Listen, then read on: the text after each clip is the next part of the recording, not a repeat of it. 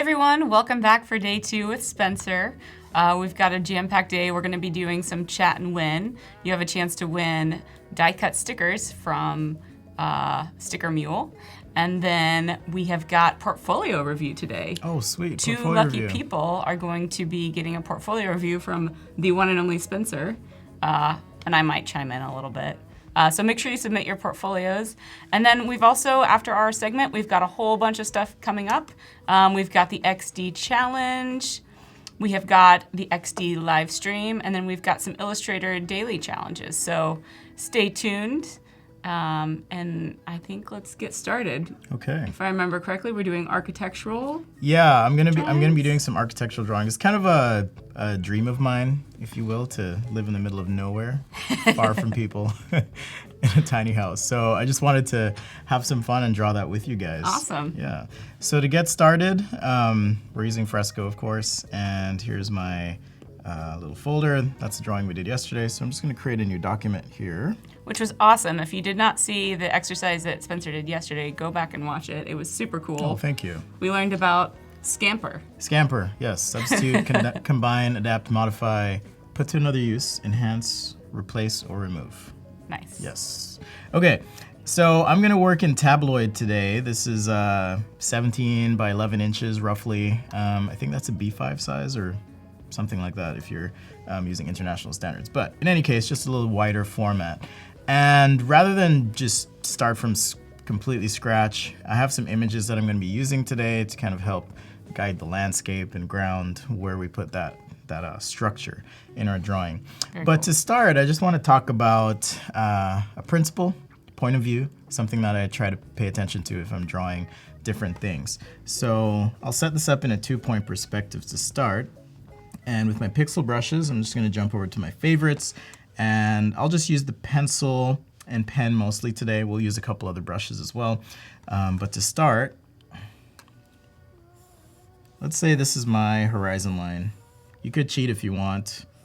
Draw, hold, and it'll snap to a straight line if you turn on the experimental features and settings. We talked about that yesterday. Okay, so let's say this is my 2-point perspective system here. And I've got, oops, I'm gonna move this line down just a little bit, like so. And I've got 2 vanishing points. So I've got a left vanishing point and a right vanishing point. So we're just gonna draw some tiny boxes, and I'm gonna show you the power of point of view, because when I'm drawing buildings, this kind of matters a little bit to me anyways. Okay, so as a product designer, typically when I'm drawing something, it's below what's called the horizon line. Okay, horizon line. And the horizon line is kind of like an imaginary line that goes through your temple, right where your eyes are. So that's also your eye level. So if something's below my eye level, it's gonna have a certain appearance if something's at eye level or above. And so I just wanna show you that real quick. So let's say we were drawing just a little box here, and we started mapping it out like so, going back to the vanishing point, okay? Immediately, because of the power of point of view, this thing has a certain scale, if you will, and familiarity, okay? So it's a really powerful tool. Now, if I were to do the same thing, I'm just gonna do this on a new layer, and let's use red so you can see the difference. And I'm just gonna imagine that I'm taking this edge, this leading edge of this box, and I'm gonna move it up, okay? So I'm gonna move it up in the view to about here, and you'll notice that the appearance of this thing, and we can keep the size consistent too, roughly. Okay, so now if I were to see this thing, it has a certain feel, okay? Typically if I'm doing a building or a structure, it'll be kind of at or above eye level. Or you can imagine the bottom of the object even resting on that horizon line, and you would end up with something like this, for example. Okay, so immediately there's a reference to the scale of the object based on how you position it. Now, if it's even higher, if we were to take this a little higher, oops, I'm gonna do this in blue so we can separate this a little bit. This is awesome. I remember you saying yesterday that you don't use perspective grids because you don't want to be, you don't want the tool to be a crutch, essentially, and this is awesome. Yeah, I like to redraw, practice, if you will, and do it the hard way. I like doing things the hard way. So here is the same box, and we can even shade the bottom here just to help it pop off the red. And you'll notice that now this thing appears to be above. And things that are kind of above your head have a certain impression in terms of scale, magnitude, and presence. So these are just ways that you can show your objects that immediately convey a sense of scale. Now, this is 2-point perspective. You could do this in 3-point perspective or 4-point if you will, but just to keep it simple, I'm focusing on 2-point perspective. So of these 3, this one tends to be things that are flying, okay? This is something that's, let's say, grounded. And this one tends to be something that's smaller or human scale. Oh, cool. That's a really good reference. Yeah, whenever I draw, those are kind of ways that I like to think about the objects and where I place them in terms of scale. So, since we are doing a structure, let's start with establishing where this thing might live. Now, I have here, let's turn these layers off. In my Creative Cloud library, I have this little folder. Just went this morning, looked up some pictures of some landscapes. Fingers crossed that this loads. There we go. I actually live in Utah, so Utah is a really beautiful, interesting place. You've got, I think you've been, right? I've been a few times, yeah. You know, north to southern Utah, completely different landscapes. It's insane. So let's just pick one for fun to start. And we'll actually use these with Adobe Capture as well. But let's say we wanted to start with this kind of rocky landscape. Let's say we're going to live in the desert. Okay, so I'm going to load this picture. Again, fingers crossed. Wi-Fi. Wi-Fi. If not, we can still reference. Okay, so I'm going to hit open and import this into Fresco. And I'm going to use this as a color reference, but also kind of a topographical reference as well for my drawing. So here it's in. Let's just scale it up, and I can knock the opacity down on this drawing, like so. And now I have the ability to make a new layer. And similar to yesterday's demo, using red and blue pencil, that's kind of how I like to work for quick layerings. Or quick layering rather. Let's see. Okay, so I've got blue selected. Let's go with red. And I can kind of look at, oh, let me backtrack a little bit actually. So when I am doing some sort of landscape or architectural drawing, I tend to think of things in layers, so foreground, midground, background. And you can kind of think of them like literal layers, okay, or stages, if you will, for your drawing. So some things are going to be in your foreground here. So let's say this is the foreground. And we've got kind of a midground. And we've got our background. It's kind of like a theater set. Yeah, kind of like a theater set. And yeah, this is a simplification because certainly there's transitions between these planes, if you will, these virtual planes. But things that are closer, we want them to be bigger, maybe have more line weight, saturation, so forth. Things that are further away will have less saturation, so less, let's say, saturation, detail. And then things in the foreground are going to have more detail, things like texture, saturation. You may have more line weight. Oops, let's scratch that out. Line weight. Oops, there we go.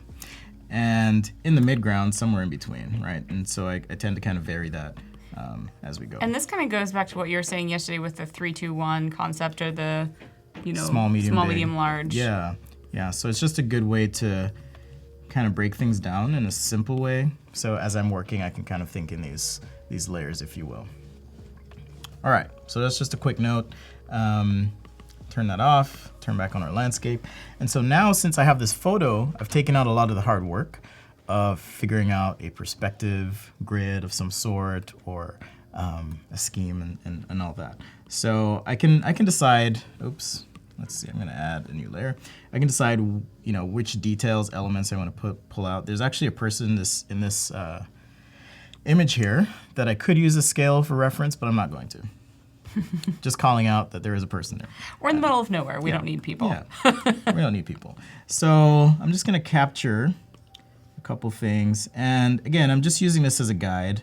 So it's not intended to be an actual one-to-one perfect representation of this image that I pulled, but I'm just gonna try and pull out some lines. So working with my background here and trying to emulate a bit of the rocky landscape, like so. This is awesome because immediately when you pulled up the photo, I was like intimidated for you with all the detail that was in it. So it's really cool to see how you're approaching it. I'm trying to just reduce some of the detail, but also get a sense for, you know, where the foreground, midground, background might be. Obviously the foreground being very close to the front here. All right, and we've got some vegetation that I may want to capture. Again, just quickly scribbling, trying to relax and not be too stressed about capturing everything. All right, so we'll come back to our image later, but now you can see I have at least some lines that show some quick terrain or topography, if you will.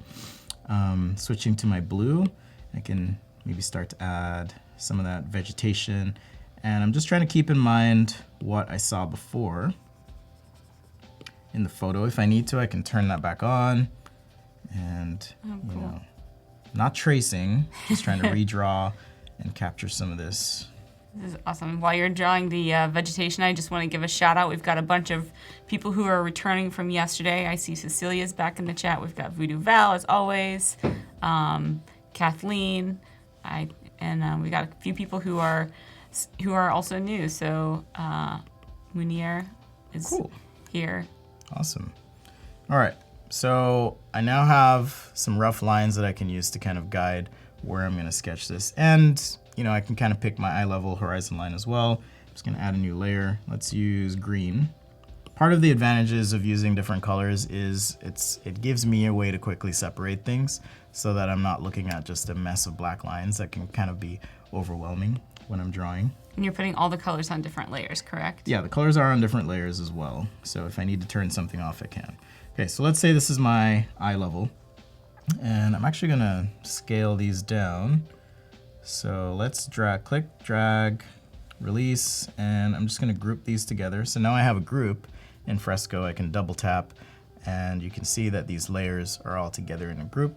And the reason I'm doing this is I actually want to transform all of these together. So I'm just gonna scale this down just a little bit, like so. Make this scene just a little bit wider. Hit done, and now I have some lines that I can reference. Okay, so with that, with the group, I can actually, in addition to scaling, drop the opacity for that entire group. So again, now I have a guide. My goal is to reduce the visual complexity of things as I'm going along, but we'll still use this as a reference to finish out the drawing. So now let's get to the fun part, the structure. You might want to think, whatever idea you have in your head, just start with something simple like a box. Yesterday we talked about form, divide, beautify, similar approach. So the first thing I want to do is make this new layer, and sometimes I do work kind of in a top-down or direct front view, orthographic view as well, which you can do. So in other words, let's say I wanted to design a modern cabin for the desert. Cool. Okay, so we're gonna keep this simple to start. We'll probably do another drawing here as well, but let's say we did that. So I might start with just a simple elevation, okay? And this is on a new layer. It's got some lighting effects happening here. Oh yeah. So let's say we have something like this, just to start. Just a nice, simple box layout. And this might be our front view. And from there, we could map out, say, the top view of what these structures are, or might be. like so. So in other words, from the front, I can't tell what's closer to me or further away. But from the top, I might be able to say, hey, this actually is a structure. I'm going to get rid of this word front. We'll replace it. Okay, so this is our front view or front elevation. And here we have a top view. So from the front, for example, you can't really tell that these boxes are intersecting, but from the top, we can describe that. Same with this on the side. You know, maybe this only comes so far in the front, and I drew these a little close together. Again, advantage of working digitally is I can come in and change things as I go whenever I want to. Cool. It's pretty awesome. Oops. Okay, back to my brush. And maybe there's a courtyard or something on the back, or a little patio, for example. We could decide to map things out like, hey, maybe the front is entirely, since this is modern, maybe it's all glass or something. Ooh, very nice. That'd be pretty cool. Whether it has dividers or not, we can decide that later. I'm just gonna add a chimney here of some sort. Same thing. Actually, maybe let's cut this portion in half so there's some sort of element there. We'll figure that out as we go. And then you could do the roof as just a flat roof, or in this case, maybe Slight I'm doing pitch. Yeah, maybe I'll just do a slight pitched roof here. I'm already digging this. I'd live there. Flat roof. Thanks. Chimney from the top. And then you could theoretically do the same thing, right, for the right or left view, depending on which side you're looking at. So you may have something like this, and then we've got our shed roof, like so, the chimney, and all of this is just information that we can use later as we do our final sketch. But again, just pretty quick. Maybe this is, you know, a garage on the side or something. But now it's turning into a big house. I really wanted a smaller house, so I may change this as we go. Okay, so I'm gonna Got some scale people this down. commenting it looks like a Frank Lloyd Wright house. Ooh. I mean, he was pretty great. I don't know if I Yeah. go that far, but okay. So we have our landscape, we have our horizon line mapped out. So now I can start to, and granted, you know, it's really hard to have your vanishing points all on the same canvas that you're drawing on. So I'm going to imagine that these vanishing points are really far out to the side. So as I draw this, let's say we start with this front edge. So the view I want to show for this house, let's say it's this view, specifically right here. So in other words, as I draw this house, if this were a box, it's going to look something like this. Looks like our construction workers are back today. Yeah. I mean, we're building a house, so We are. This thankfully is they're this there. is appropriate. So I may have something kind of like this as we go. Now let's see. Gotta get our perspective lines here. Got people requesting that the Chat and Win prize be the house. Ooh. You know, I build furniture. I don't build homes per se, so I don't know if we can go that far. Yeah, so we may have something that looks like this, which actually allows me to touch on an interesting point, which is, you know, I did this quick thumbnail. You could even, because this is digital, we can select this, and I'm going to copy this selection, and I'm going to paste that selection. And now I can move this and scale it here. Oh, cool. Yeah, and then kind of just work with this as a guide, right? So the point of all this is to just make this as easy as possible for us as we're drawing, because I believe that when you're drawing, you want to like just be as chill. Like your state of mind is kind of translated into your work. The more stressed you are. And you talked about that yesterday when you Yeah. were doing car designs. That Yeah, you're just, I like, was just stressed kind out of of in my your mind. head. Yep, Yep. absolutely. Okay, so just on this new layer here, now I'm gonna switch to black. So black is like my business color, business mode. Still pencil, but black. So we're going to draw this like 3 or 4 times, but the idea is to move quickly and not mentally overtax yourself as you're going through these processes. So with that, we'll just start sketching in here. We have Paul asking if Fresco will be getting a double chip color system like Photoshop.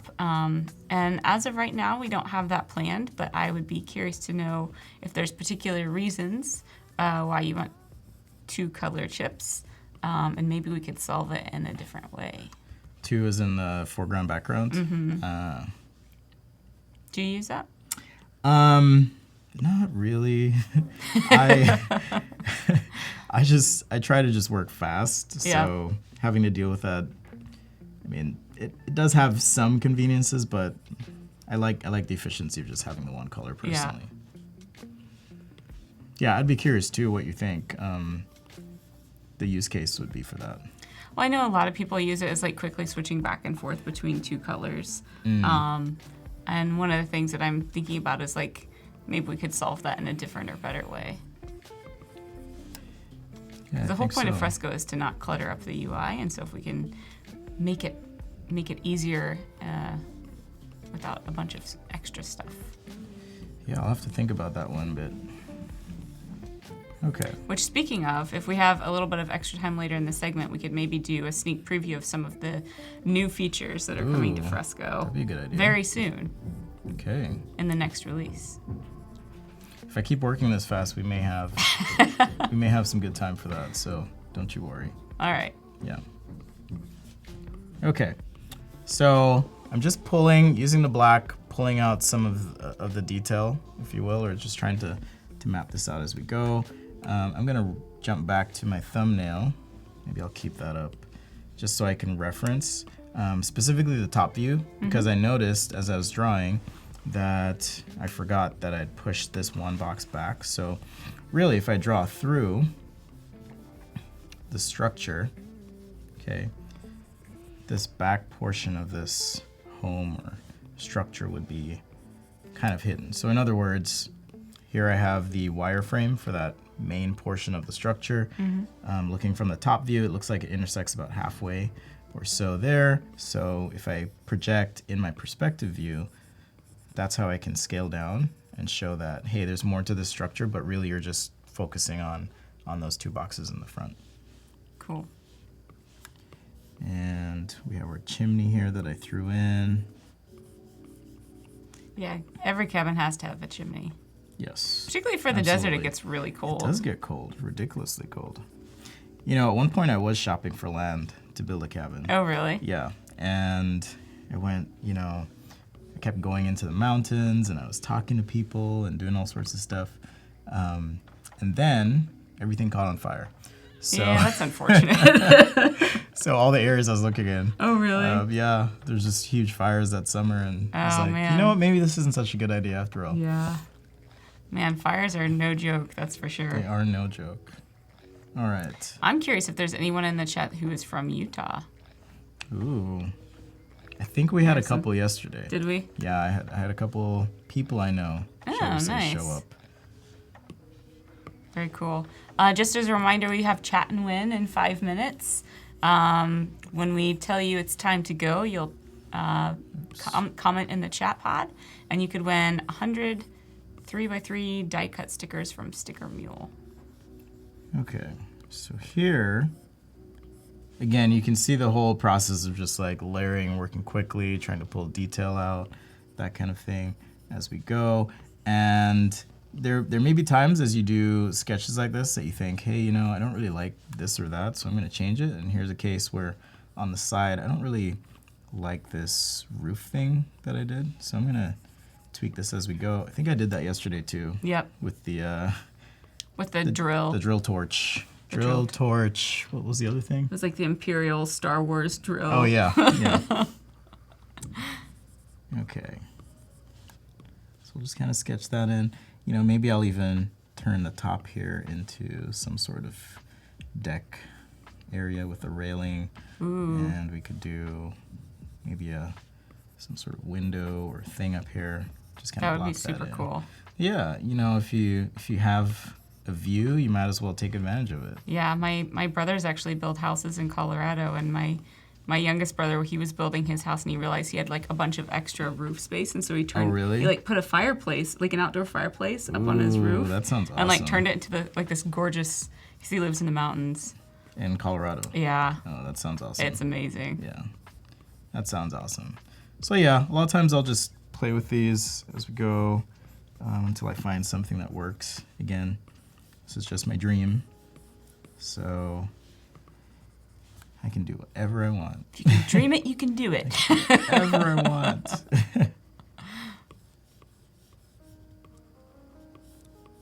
Okay, even changing the direction of the roof. Do I have a favorite what? Style of architecture. Yeah, I like super clean, simple, modern things. I don't necessarily like cold, so I like to mix materials and textures where possible to bring that warmth into structures. Really nice. And again, I'm a product designer, so this is all me just dreaming, but I have designed and built homes, so that's super cool. Yeah, something fun I've been able to do over time. As you said yesterday, that was one of your favorite projects? Yes, that was one of my favorite projects for sure. Nice. Ooh, I have a good idea for a chat and win. What's that? Are we gonna say it yet? I think we've got 2 more minutes. We're gonna wait. Okay, let's wait. Yeah. Let's wait for that one. So Tima has a question for you. Okay. Utah doesn't strike me as a designer art center like New York and California, but I've also never been. Do you get more work locally or remotely? How do you usually find work? It's a great question. That is a great question. And surprisingly, Utah's an interesting place. We like to think it's a hidden secret. We've had a lot of people from the Bay Area and from the East Coast moving in. Yeah. It's absolutely gorgeous. So in more recent years, there's a huge technology hub in this town called Lehigh, and that's been huge. But Adobe actually has offices there. Adobe does have an office there, pretty fantastic building. So yeah, it's becoming more diverse. Industry's growing for sure, and yeah, I have a good mix of local and outside of state work. So it's just one of the benefits of the time we live in. We can pretty much work from wherever we want. Okay. Yeah, I feel like Salt Lake City area is becoming much more of a like design and technology center. Yes. Similar to like there's places like Austin is North kind of Carolina. become that There's way. I think it's Research Park. I think it's called. Oh really? Yeah, where Lenovo is. There's like a huge hub for research now. Oh, there, cool. Yeah. So I've had a few friends end up out there. So let's turn on I'm really loving this. Thanks. Let's turn on our background again so you can kind of see what I'm doing here. It's like Paul says he's freelancing for a company in Utah right now. That's awesome, Paul. Yeah, so there's definitely work there. So again, all these lines just serve to help me, if you will, because I can't remember everything. So yeah, sometimes I'll redraw stuff a few times to kind of figure out what I like, and then just keep those details. Cool. So we've got 5 seconds before Chat and Win starts, and we want to know what your favorite style of architecture is.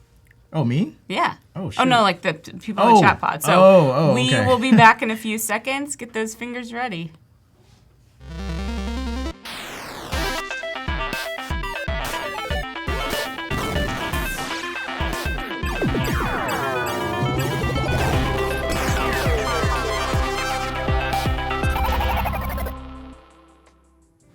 All right, we're back.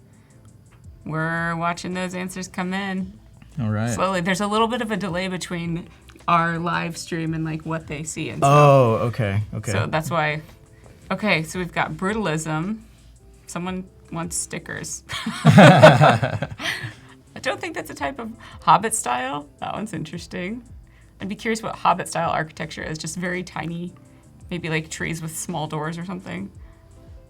Gothic. Gingerbread house. Gaudi. Ooh, yeah. That'd be interesting. That one's pretty nuts, yeah. Camping tents. Ooh, there's an idea. I'm gonna put a pin in camping tents. That's a good one. Yeah. Got a lot of people thinking about what their favorite is.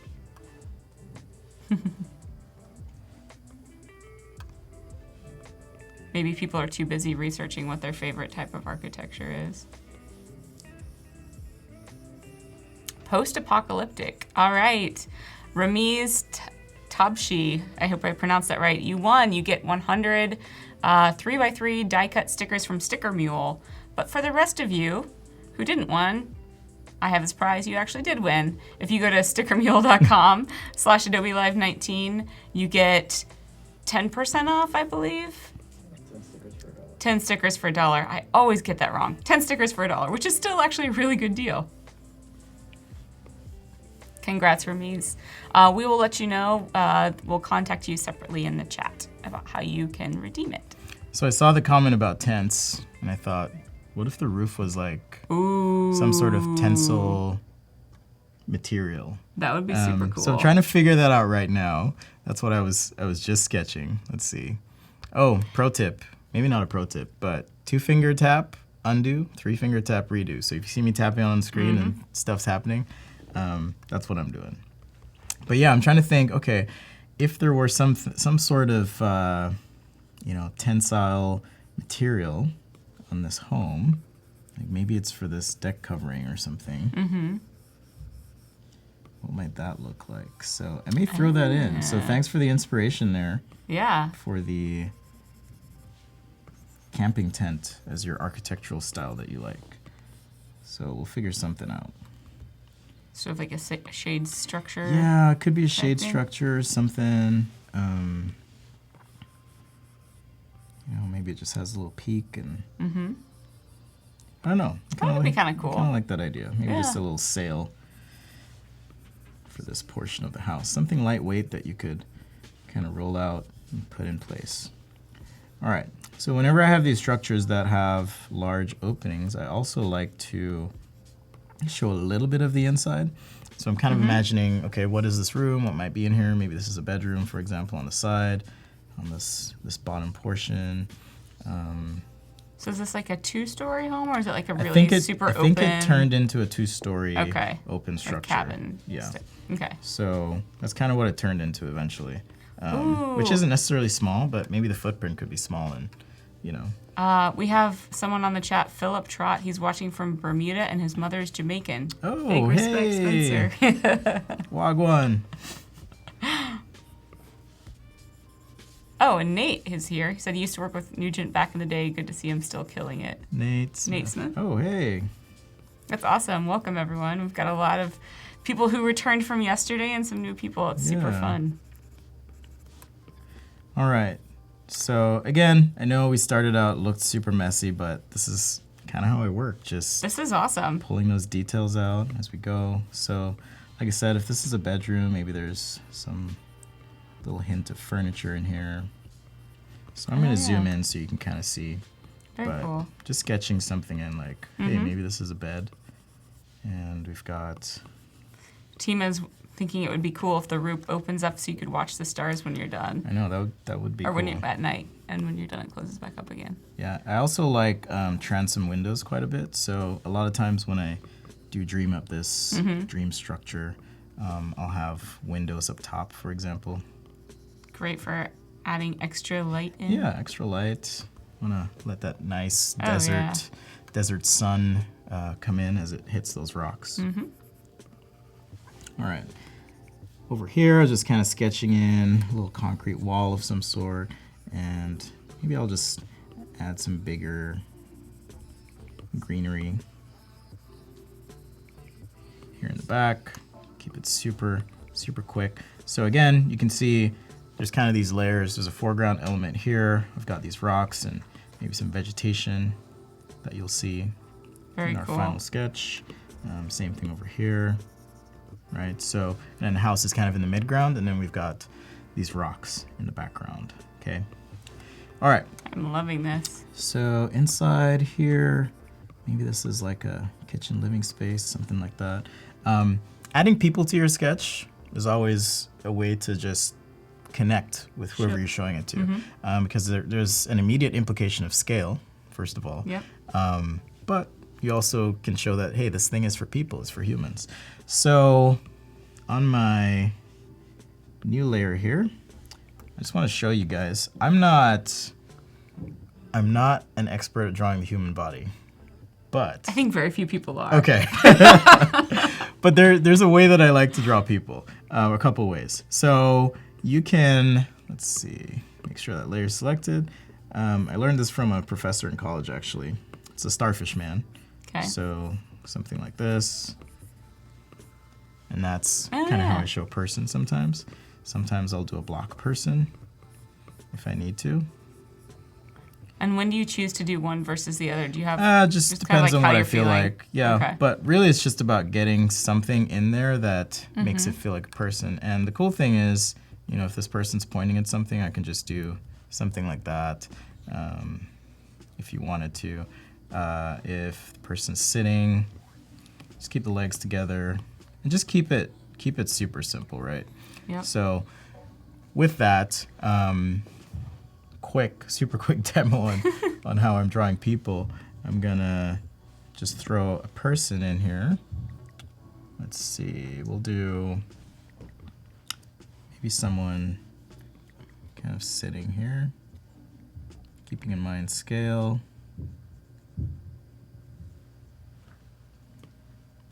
All right, so maybe this is a little spot you can sit on, and just for, it's like, why would someone be sitting there? It's kind of weird. Maybe this is a little creek, okay, that we can throw in. Ooh, that's and nice. This is a little bridge over that creek.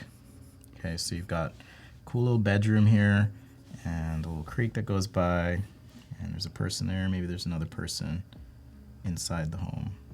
Because again, we decided that maybe this is a two-story home. You'll also notice that the person in the foreground is a little bit bigger, or closer to the foreground rather, is a little bit bigger than the person in the background. So that's going to reinforce this idea of depth and scale in this drawing. So I'm going to tap that layer, hit merge down, make a new layer. You can see how many layers we have already, and that's not including the layers that are in the groups. So all of this process just serves to kind of quickly work through the idea. So now, one more time, opacity lowered, and I'm gonna switch tools now, and I'm gonna switch the way that I draw my lines. So I'm moving to the pen tool, scale this down, make it black, and let's turn this layer off, and I'll just talk about the lines and the difference between how I'm gonna do my lines at this point. So typically with product design sketching, I like to have very confident, deliberate, fast lines. So like so. Let's make this a little bit bigger. So very deliberate, fast lines. When I'm sketching things that are kind of architectural, I like to actually slow down just a little bit and introduce a little jitter into my lines. Now, if you're trying to do this or replicate this, make sure that under your brush settings, there's this little icon that looks like a, what does it look like, a wave? A wave. A wave, is that what you guys call it, the wave? I don't know, we can call There's it the no wave. name, We we'll don't. call it the wave. I'm gonna trademark that though. Okay, the wave. TM. TM. So this little wave button, and this is actually smoothing, so it's in a drawing assistive tool. I tend to turn those all off whenever I'm drawing. I turn off all my drawing assist tools because I want my mistakes and all the little things I do to actually show up, because it makes it feel like this is my drawing. So with that, as I'm drawing these lines for the building, I'm gonna move a little bit slower than I typically do, and I'll actually go over the line a couple times. Okay, so that's just my quick note on the difference between, you know, this is product design, how I typically sketch here, all that stuff. We'll say all of these, and then these are typically if I'm doing landscape, or let's see, landscape or architecture. Cool. I'll typically do lines like this. Okay. Very nice. So turn that layer off, and let's get our underlay up. All right, so now I did all the hard work, figured out the perspective, threw some people in, so now I can start to draw the structure. And when I'm working, I'll keep these lines fairly light until the end, and then I can pull out whatever I want. Kind of similar to what you did yesterday, where you went back over and sort of put like heavier line weights. Yeah, exactly. And this is, I guess you could say this is, if there's a spectrum of tracing to redrawing, where you're just moving quickly, this is a bit closer to tracing, but I'm still not really tracing these lines in.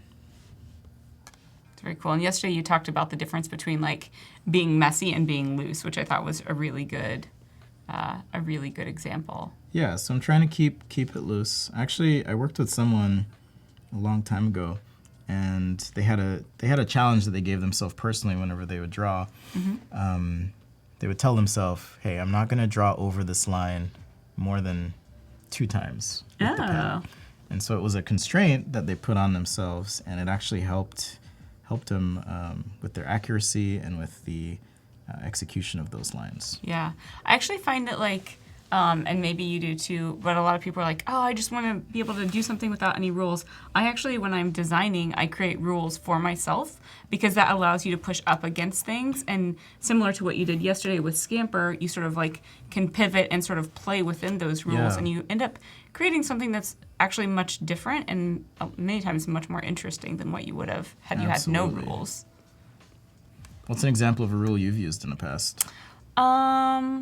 A lot of times, I mean, like, I have a graphic design background, and so a lot of times when I would be, like, designing books, I would create grids, and I'd be like, okay, on this page, I can't put, like, anything in this portion of the grid, or, like, this part of the grid is, like, untouchable, and so you sort of, you force yourself into, it just causes you to be more creative with where you're placing stuff. Yeah.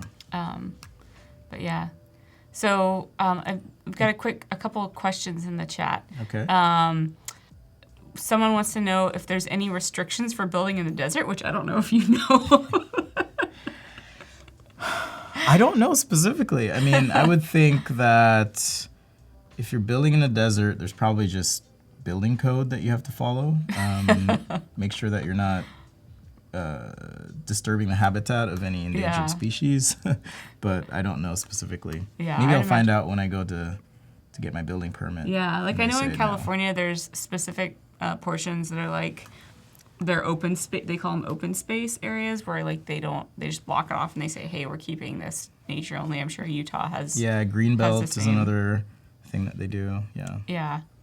And then Richard is saying maybe you could have a small artist oil palette for Fresco. And I want to say to that, they're actually, if you go back and watch the Max sneaks from like 2 years ago, they demoed something called Playful Palette, which was a palette and you could sort of like drag different colors onto it and it would allow you to mix similarly to how you do in real life. So like you put the paint on the palette and mix it up? That's cool. So it's that's technology that was like early sneak preview of things that we're looking at. Okay. Interesting. For people who draw are used to coming from traditional drawing. It's interesting because, a lot of people just start drawing digitally now. And so they're used to the standard sort of like color picker or color palette. I know. Meaning they don't paint traditionally? Or... Yeah, and so the concept of like mixing paints is actually quite foreign. Interesting. I actually, so I do travel and teach a lot. I do workshops. Check out my YouTube, sketchday.com. But one thing I do tell people is if you want to get really good at drawing, start traditionally. Yeah. It's just that much harder. Yeah. And you'll get better fast. Yeah, the undergrad program that I went to, we actually weren't allowed to use, this was like, you don't sad have to how many years ago it was. But we weren't allowed to use a computer until our 3rd year. Oh, really? Yeah. So we had to do all typesetting, all that stuff. Everything by hand, actually. Wow. Which really forces you to learn the craft and understand sort of like the why. limitations and the why, which I feel like was really helpful. And then Tafik is asking, can we import Photoshop brushes in here? And the answer is yes. You can import Photoshop brushes, import your ABRs.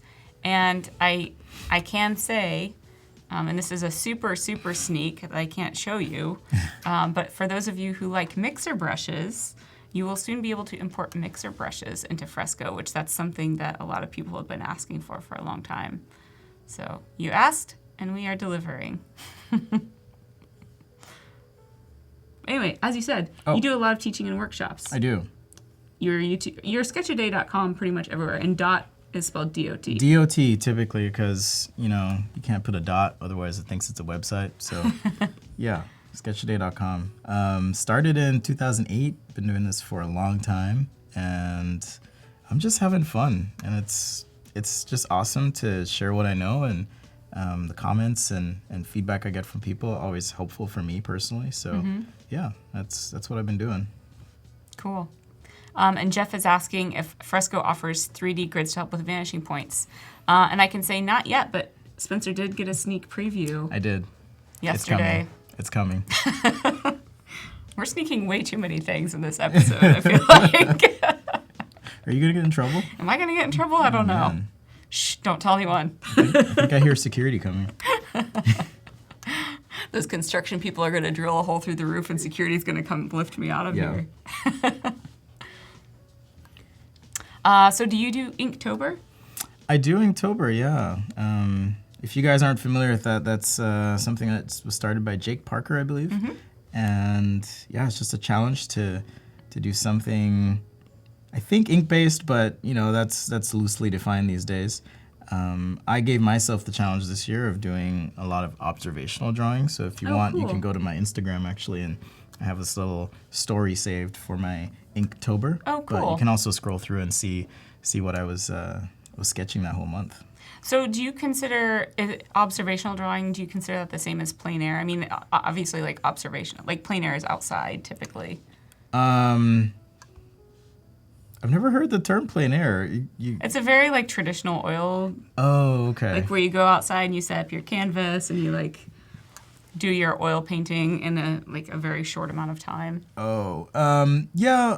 For me, it was. It's a French term, Plein. Oh, okay. That's what I was wondering. If it was if that was just one word, plein air or plein air. I would just go to a coffee shop every day. And cool. Just draw people, which is always funny because when you're drawing people and they realize you're drawing them, do they start posing? There's just this awkward moment where time just freezes and you lock eyes until one of you breaks gaze, right? So I'll just tell you guys a funny story. A long time ago when I lived in San Francisco, I would draw people as I was on the Muni, on the bus. And that happened a couple times. Like, it's just so awkward. For me, it was anyways. I was super introverted back then. And so I had this crazy idea. I was like, well, hey, if they can't see me, then, this will be fine. So I went online and I got this big old hoodie and I shopped for some aviator glasses. Aviator glasses are those big glasses that are chrome. And so I would sit there and I would draw. But I'd be looking like, well, you're right there. I'd be looking at Brooke, for example, and just drawing. Which, in hindsight, was probably way more creepy than if they just saw me drawing, Oh, that's awesome. So funny. But now I don't care so much. I just draw whatever. But yeah, Inktober is a great challenge. I've also given myself a challenge before of finishing a ream of paper in a month. Oh, that's cool. Yeah. Wow, that's a lot. Yeah, 300 it is. sheets? 500 sheets. And if you do the math, oh my gosh. If you do the math, it's about 17 pages a day. That's a lot. Yeah. So I actually have all those sketches on my website as well that you can check out in a very PDF. cool. Yeah.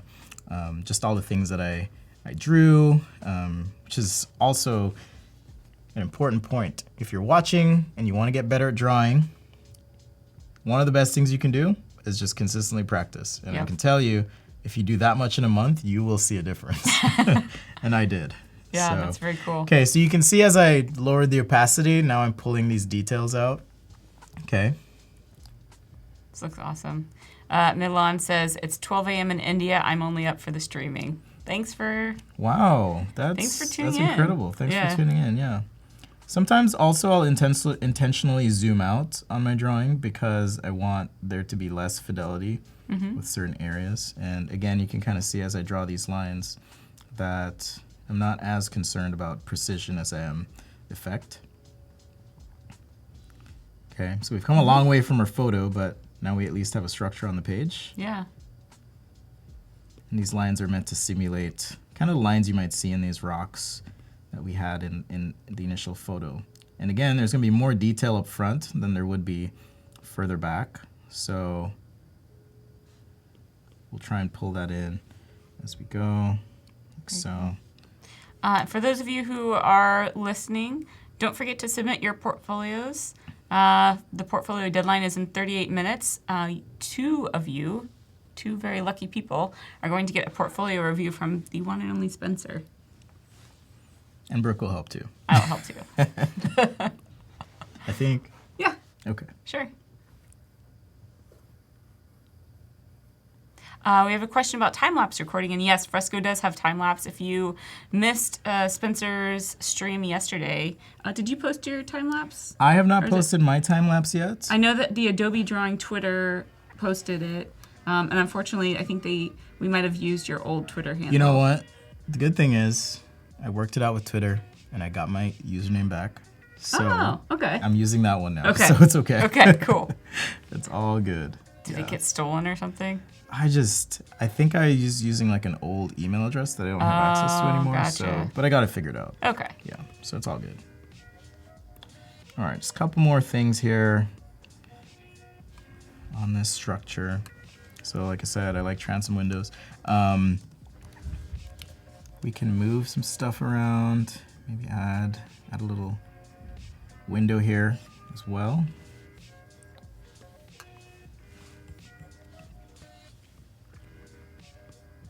And as far as art or drawing goes, I think I mentioned this yesterday, I'm more of a line artist than I am a painter. So even though I'm going to be using the live brushes in Fresco to finish this out, but I like to make sure I always have like some good lines on my page before I'm to that point. So that's why this portion does take a little bit of time, but in the end it does pay off if you can really get your lines right. Totally. While he's working on that, if you guys have any questions you want to ask Spencer, just post them in the chat.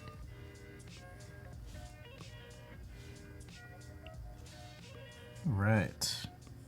This is looking really good. Thanks. So if I need to make something a little darker, I'll just go over the spot a few times with the same brush. But again, as far as the line quality goes, just whole lines, but with a little bit of jitter, just to give it a little human quality. Also, on the edges of things, you'll notice that I kind of extend these lines. So here and here, and you know, there's essentially an intersection point here. But rather than having a precise end to the line, I like the outcome of just overlapping those lines. And to, oops, I think I hit the home button there. Yeah. Accidentally with my other palm. Okay, let's go back to our drawing. We'll load it up. And I noticed you're doing the same thing that you taught us yesterday, where 2 points come together, you leave a little bit of a gap, and you show that. So I try to leave a little bit of a gap. But in addition to that, where I do have lines ending, I'm just going to erase these because I did it without even thinking. Sometimes I'll add a little dot to the end of the line, and it just kind of eases visually the end or the abruptness of that line as you're drawing. That's very cool. So we've got a question. Is it better to find a mentor or better to find a friend that I can learn with? Interesting. A mentor or friend. Why not both? Yeah. I have mentors, and they're not so much skill-based mentors as they are career-based mentors, but they are some of my best friends. So I would say you can have both. But most importantly, I think having someone that can just give you brutal feedback on what you're doing, whether it's your approach to visual communication or career or whatever the case may be, I think that's the important bit. Totally. I've actually got a question for you. So sort of early on in my design career, I found that the stuff that I would design, I was very emotionally attached to, and it took me a long time to learn that that's not a good thing. Okay. And it can be hard to sort of like remove yourself from that, to accept the critical or harsh feedback, the honest feedback, I should say. Do you have any suggestions? Did you read my mind or something? Because this is a topic I'm really passionate about, particularly as I've been in the corporate world before. I work with students a lot.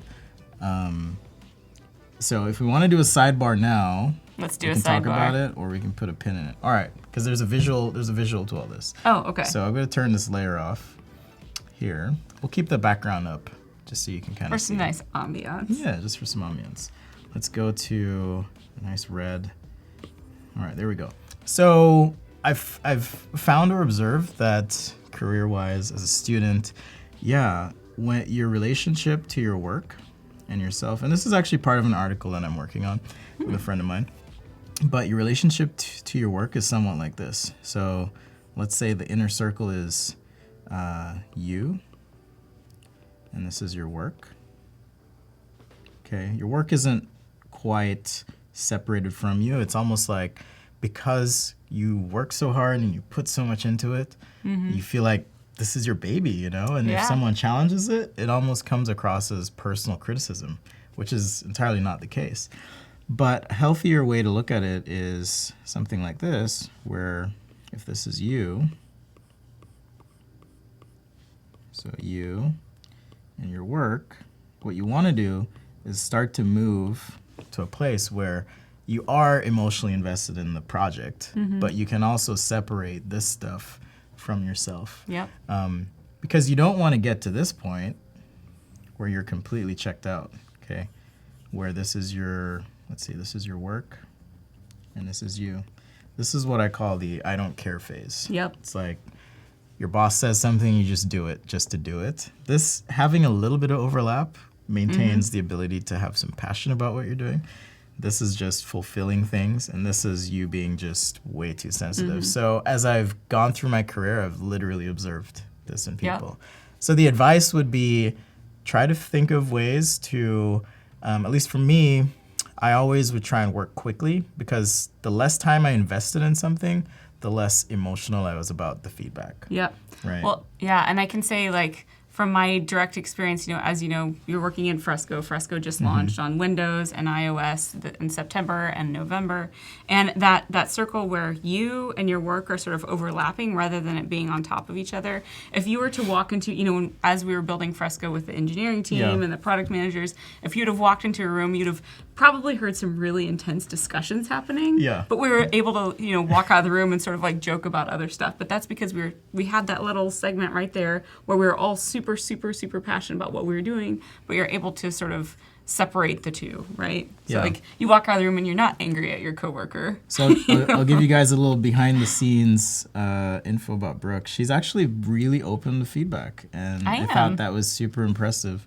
So as I've gotten into and used Fresco, there's things that I've absolutely loved, and then there's things that make me go, what? But Brooke's been awesome. She's like, give me all the feedback. Like, I get a text yesterday. from Spencer. He's like, Brooke, why did you do this? Exactly. So I would say, well, should I say they should give you feedback? Yeah. We're always looking for feedback, and I mean, quite honestly, we're looking to build, you know, a drawing tool that people want to use. And if we're not open to feedback, then you're not going to want to use it. Yeah. Because we might do stuff that just doesn't work. So that would be my advice: is find ways to work efficiently. Adobe products are great because they save time. Like I recently discovered, and maybe this is embarrassing to say, but the select subject tool in Photoshop, which is amazing. I don't know if you guys have used that, but it saves so much time. I'm always pulling things off backgrounds, and I can do it in seconds. Yeah. Like, it's incredible. So that may or may not be coming to Fresco soon, because can you imagine being able to like select subject with part of your drawing, right? I know, that would be, that would be interesting. Is that another sneak? Maybe.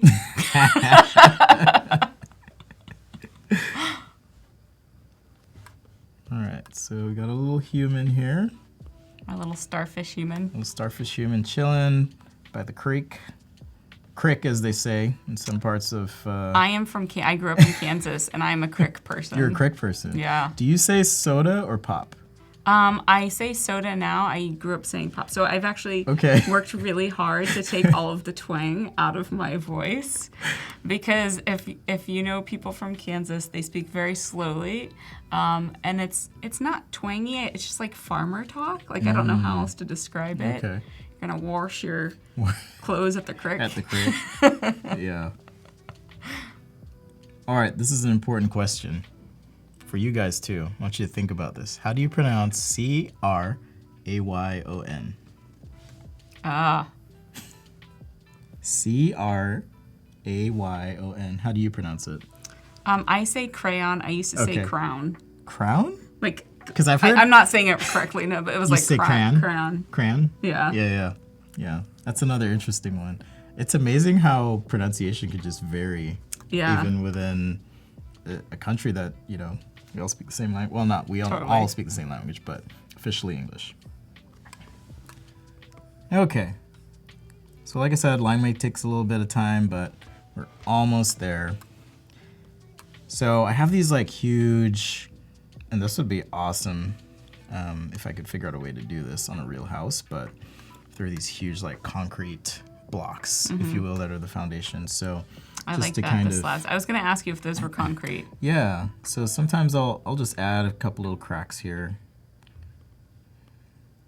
just to show that it's,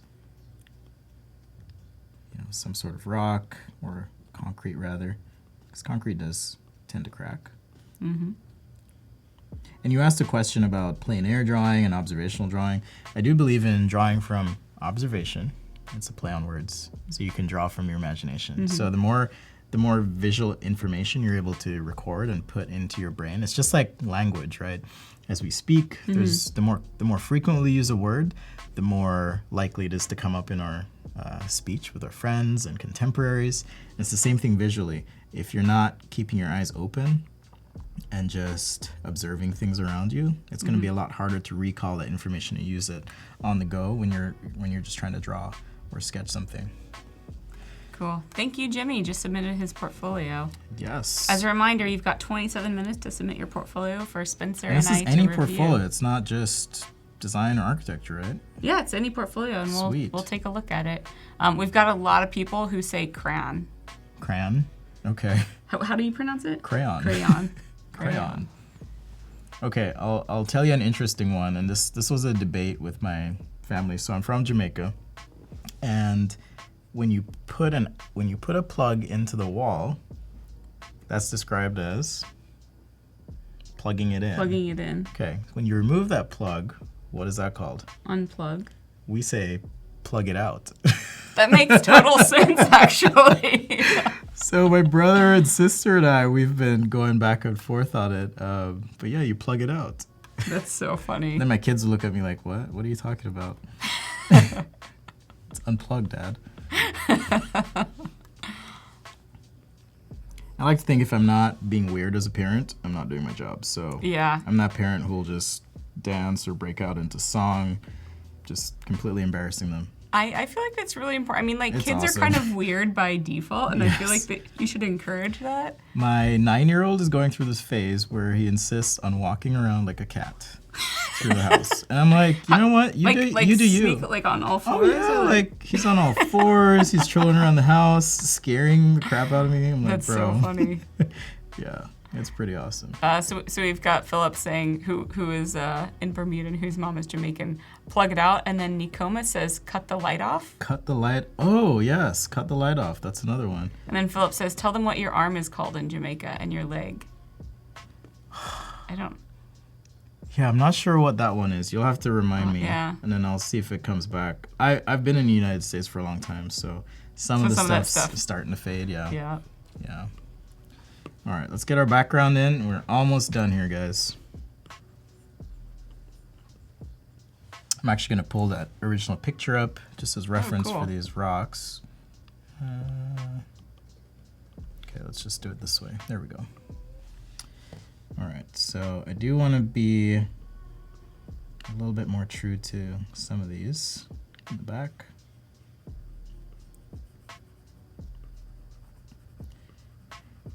And this is going to be a watercolor wash with some other brushes. So With some of the live brushes? yeah, so I Nice. do want to kind of get some of these shadows from these rocks in. So that's why I was kind of pulling this in here.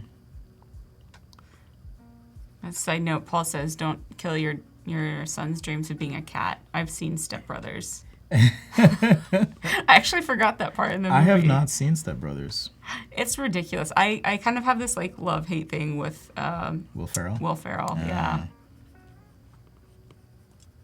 There's a lot of movies I haven't seen. Like I tell people I haven't seen The Big Lebowski, and they look at me like, "What?" I haven't either. I actually, like, oddly enough, I grew up without TV, and so my pop culture knowledge of like all of the 80s and like a little bit into the 90s is just like just missing 5. It's not missing.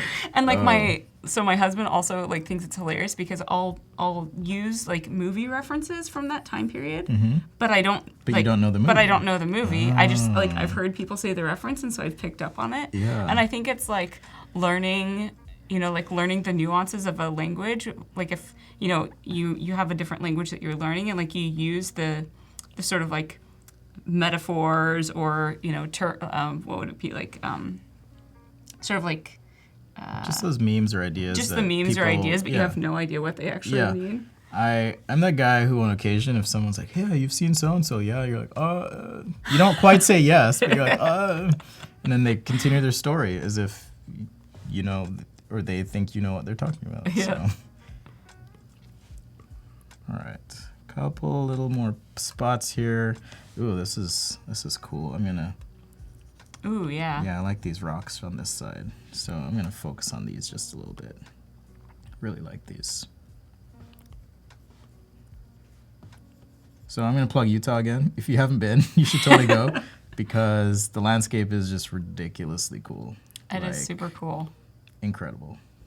And like you said, like it changes so much from north to south. In the north, you got these huge mountains and the alpine Uintas, and then you go south and it turns into Mars. Yeah. Like, it's wild. It's crazy. I mentioned this to you earlier, but I was in Zion last year around this time, and it's kind of like this is kind of the landscape that you see there, and it's beautiful. I feel like Utah probably has like I know California has a ton of like parks, but I feel like Utah has like maybe more national parks. I actually don't know. I don't know which has more, but I know Utah has either 3 or 4, maybe even 5. But yeah, there's a lot of parks there. Beautiful. Mm-hmm. Someone's asking what brush you're currently using. So I'm currently using, if you go to your brushes, it's actually a default brush. If you go to all and then under sketching, there's a pen. And if you want to add something to your favorites, just hit that little star next to it. So if I hit that star, it's going to come out of my favorites. If I hit the star and it's filled in blue, it means that I really like that brush. And I always tend to go in and tweak my brush settings, but again, some of that is introducing things like scatter as the brush is being used, because I want it to feel as real as possible. Okay, a couple more vegetation things and line weight here. So right here, for example, I've kind of sketched in this imaginary ridge as we go down to kind of this creek area. And I also have this line here. So since this is more in the foreground, I'm going to make this a little bit bolder and also add some detail for these shrubs in the foreground. Now we've come a long way since our thumbnail. Thanks for hanging with me, guys. I know. But you can kind of see the process here. It's super at cool. least. All right. So turn that layer off, and now you can see what we have. So there's our little structure that we placed in this landscape, and we used our photo as reference for elements like the rocks, rather. I almost said rocks and shrubberies, because I was thinking of shrubbery. How do you pronounce You rocks? ever do that where you think of like 2 words that you're gonna say in sequence, but then all of a sudden they blend into the same thing? Yeah, the rocks. There's a name for that. It starts with a P. Oh, for real? Yep. I totally can't remember it. Maybe someone in the chat knows it. It's when you combine 2 words together. Maybe I'll do a quick Google search. Okay. If you figure it out, let me know, because it happens to me like all the time. Portmanteau. That's what it is. Portmanteau. Okay. I like that. Another French term. All right. So I feel like I have enough here in terms of line weight and execution that I can use to then add some color. Now, one of my, and this is no exaggeration, one of my favorite things about Fresco, and I use all sorts of tools when I'm creating things visually, but as I've embraced my more artistic side, I love the live brushes in Fresco. So I'm gonna show you those today. And so I've made a new layer. And before we get into live brushes though, I do wanna jump into Adobe Capture. So Adobe Capture is their app. Yeah, so it's their app that allows you to, right now the screen's black because it's using the camera, but I can actually tap on, let me get out of this here. And I'm gonna tap on this little icon, which is gonna use a photo that I can pull in from Creative Cloud. And again, because I did upload these to my Creative Cloud account, I now have these photos that I can use as reference. So I can actually pull the same landscape that I had, or if there's something else that I want to use as color inspiration, say there's this beautiful photo I took in San Francisco or something, and I wanted to pull that in, I could do that. But I'm gonna pick this landscape and just hit open. And we'll let this load just a sec. You can also make patterns and brushes, and it's a really cool app if you get into it. And I don't know if you want to say anything more about it. Yeah, for those of you who are used to using Adobe Draw, which is just vector, it was on the iPad, you might be missing shapes in Fresco. And we are working on bringing those very soon. I do want to say that. So you'll be able to use your capture shapes soon. Brooke is full of previews today. I know. All right, so I can create colors by just dragging on the canvas here. So if there's like a gray that's maybe a little bit warmer gray, like maybe, I'm thinking in terms of the structure, but also the vegetation. I want to make sure I capture those colors as well. And let's see here, actually, okay. I just want to capture a few colors, and we can make a gradient or we can make a color palette as well. Hit OK, and I'm gonna get some swatches here. I'm trying to find my swatches again. I've used the phone version, so it's a little bit different. Yeah, the iPad version is a little bit different. Yeah, it's a little bit different. I just want to get the swatch colors out, not the gradient. Yeah. I think you need to actually tap, if you go back. I think you might, now you need to actually tap here. There. Oh no. Nope, that's pulling up. Oh, I see where it was. All right, let's do this again. So I'm gonna go colors, pick a photo from my Creative Cloud. Photos, pick this one, hit open, should open up, and as it looks, it's colors. If you go to it's colors, but I'm getting a gradient. I just want the swatches to go to my CC layer. Oh, there we go. Perfect. There we go. Thank you, Brooke. Okay, so I can pick colors on the actual photo here that I want to pull in to my drawing eventually. So it might be the vegetation, or it might be a certain black, green, so forth, and I can just move these around. I do want to capture the sky color because I want to preserve that. I want to at least get some of the rock redness from the rock. So I've got my greens, and I'm gonna pick a black or a dark color as well, because I want colors that I can use as my shadows, but also my midtones and my highlights as well. Cool. All right. I want to do a quick shout out. Welcome back, Jan. He stopped Bob Ross. Oh, wow. To come watch this. He was here yesterday. Bob Ross, the OG. Okay, so once I hit save, I'm not gonna publish these. Should I publish them? No, I don't think so. I just can just save it. Okay, so I'm just gonna save that because I'm using my Creative Cloud library. It's gonna save to my library. Hits, okay, hit save. And now, when I go back to Fresco, fingers crossed, I should be able to, in my colors, if I go to my library, this theme is now here. Okay, so it's the top row that was just added. So all with that, you know, if you're doing plein air drawing or painting and you want to create a palette, you can just take a picture with Capture, create your color palette, and then use that. So that's something that I've enjoyed using as I've been painting a bit more. So back to the live brushes. So with the live brushes, and I'll just dock this here so we can see, I've got these watercolor brushes. I typically start with the watercolor wash, soft or flat. That's my favorite one, actually. The soft or the flat?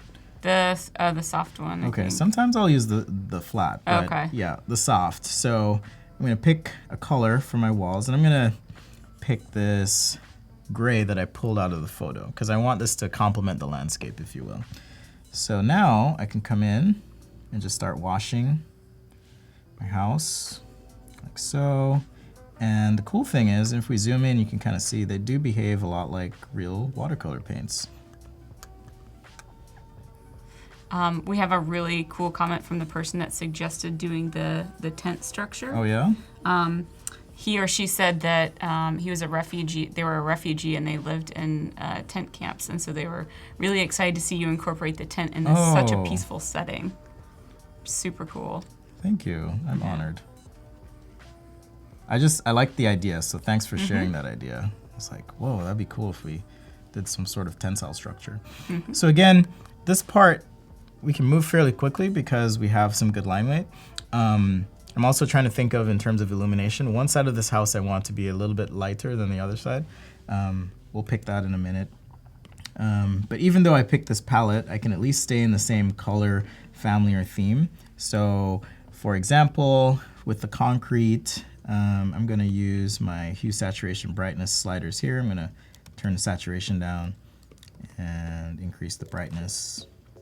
Let's get the saturation even lower for this concrete. Okay, and now I can start just watercolor washing this concrete. Now you'll notice I'm painting on the side, and the more pressure I put, the darker it tends to be. It was all one stroke. Okay, let's do this again. So, let's get shadows on the side here. I've got a little pro tip for you that for anyone who's using watercolor fairly often. One thing that you might feel like is missing from some of the watercolor is sort of where the pigment sort of like wells up and when it dries and you get sort of the darker edges. And one trick that you can do is you can actually dry the layer and then add some just plain water on top of it or additional pigment, and you can get some of that effect, which is a nice little hack around for right now. Okay, slider is not behaving on my brightness. Let's see. Okay, works my finger. Oh, weird. All right, I just wanted to get this a little darker. So like Brooke mentioned, if I keep painting on this, it's not necessarily going to increase the contrast for that area. So I can tap on the layer and hit dry layer. And now when I go back over it, I'll get the ability to make this just a little bit darker on the sides. Okay? But I haven't tried your water trick yet. I'll have to try that out sometime. Yeah. Jan is asking if Fresco is included in the CC photography plan. And right now it is not, unfortunately. But if you have full Creative Cloud, you get it for free. If you can buy it on its own. And you can also get like 90% of it for free. We just included a release that allows you to export high resolution JPEGs, PNG, and PSDs as part of the free plan, which was not part of it before. So we're making more and more of it free, which hopefully works for all of you. All right. So we'll just keep washing here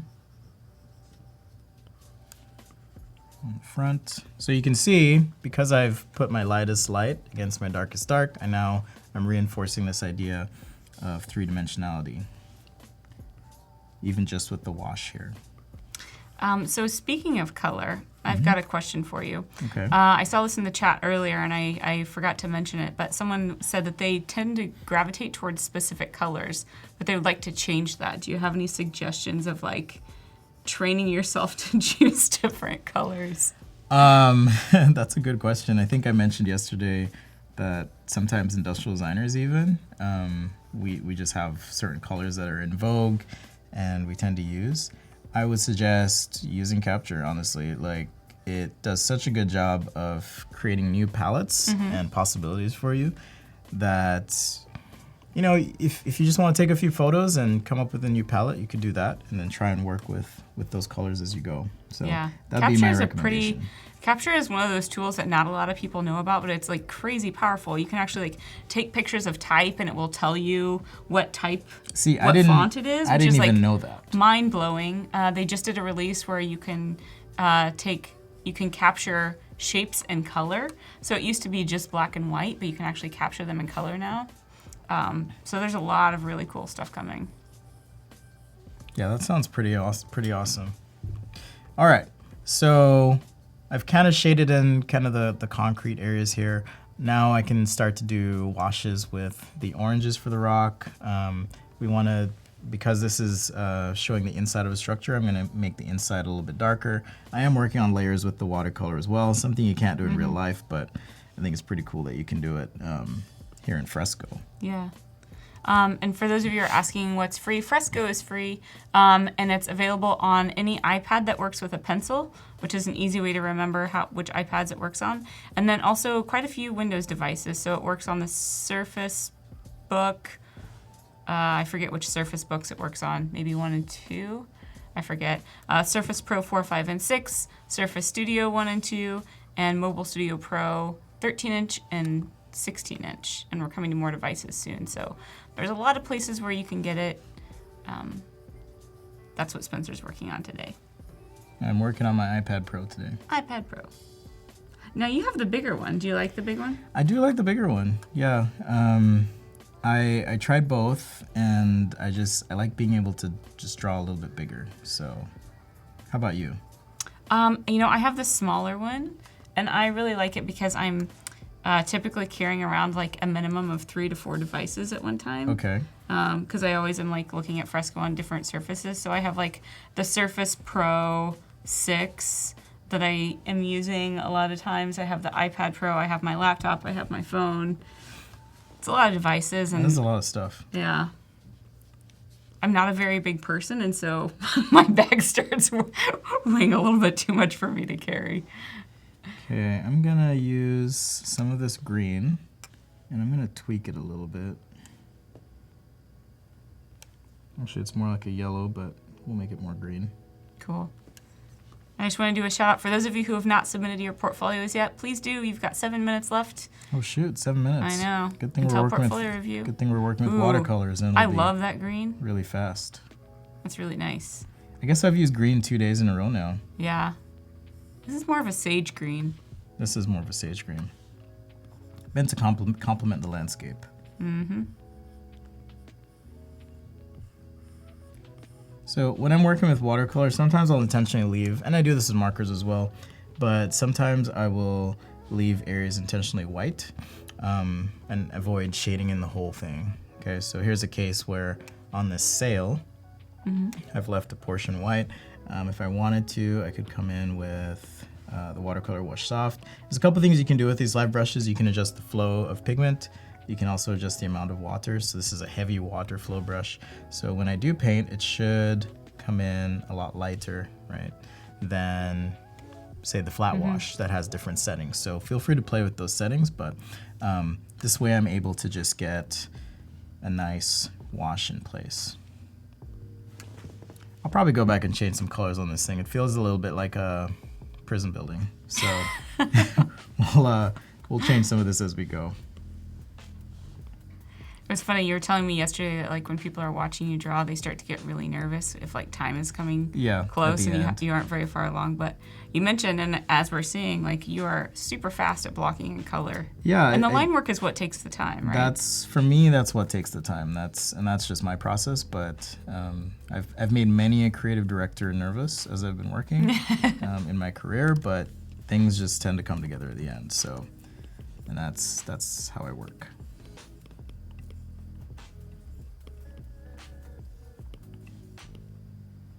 All right, we've got some greens in there. And let's see, on this building, maybe what I'll do is just make it a little bit lighter, or we could have it entirely complement with the landscape as well. So I'm gonna erase this.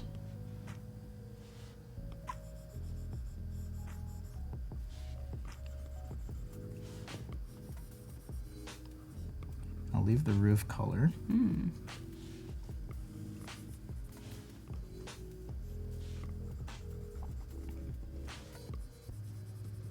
Now remember, the background is going to have less details, so as far as color goes, I'll have a very just quick, fluid, light approach to how I do shade that in.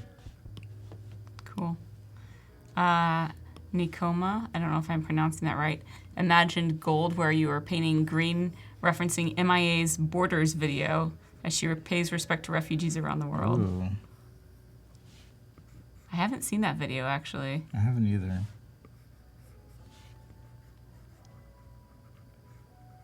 I do like MIA, though. Has she done any new stuff lately? I don't know. I was actually just kind of wondering that. Oh. And I felt like if I said that I would be showing I'm not really paying attention. Exactly. Oh, I like how this color is mimicking the landscape, like you said. Yeah, it's a little bit more complementary. Yeah. So we've got 3 minutes to submit your portfolios, or before portfolio review, rather. We're going to be queuing up some cool portfolio stuff soon. All right, so quick on the background. And I can even, since I already have the image, just pull up, make sure. I'm going to play with the saturation a little bit, brightness, and the hue just slightly. Okay. Now, just with a nice big brush, I can start to wash in the background here. Because like you said, less saturation in the background. Yeah, a little less saturation in the background. And you can see where the line work is kind of doing the work of putting the shadows in place, for example. Like this little rock area we had here. So just a quick wash, like so. I mean, it's really cool. Like, as you mentioned, you spend a lot of time on the line work, but the line work sort of does a lot for itself. It does. So you can be really, really fast and quick with the color, and you don't have to worry about being so precise, which is nice. And it also gives it a lot of sort of emotion, I feel like.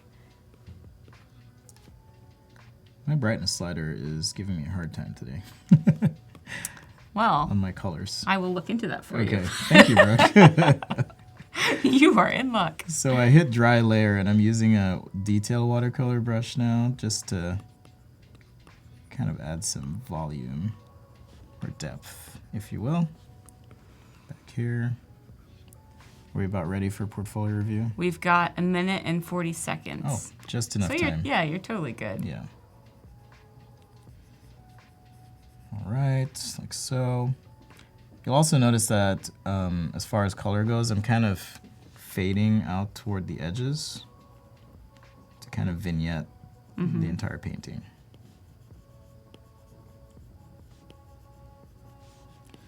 All right, a little bit up here. And these rocks.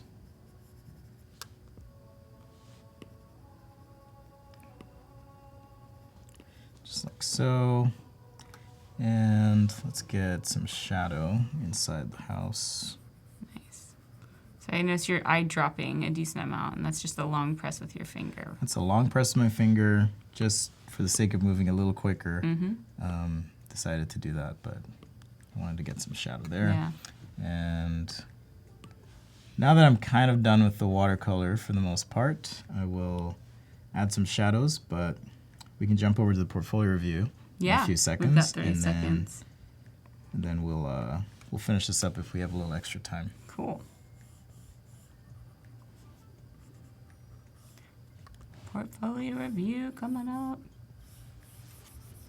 2 lucky people.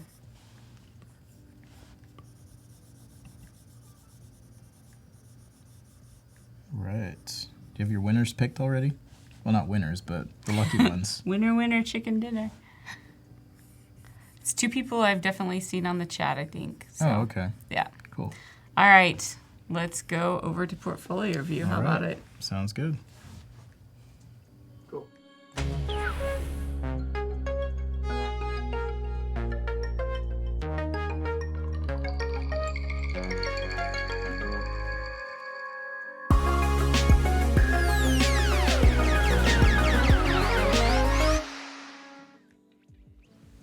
All right.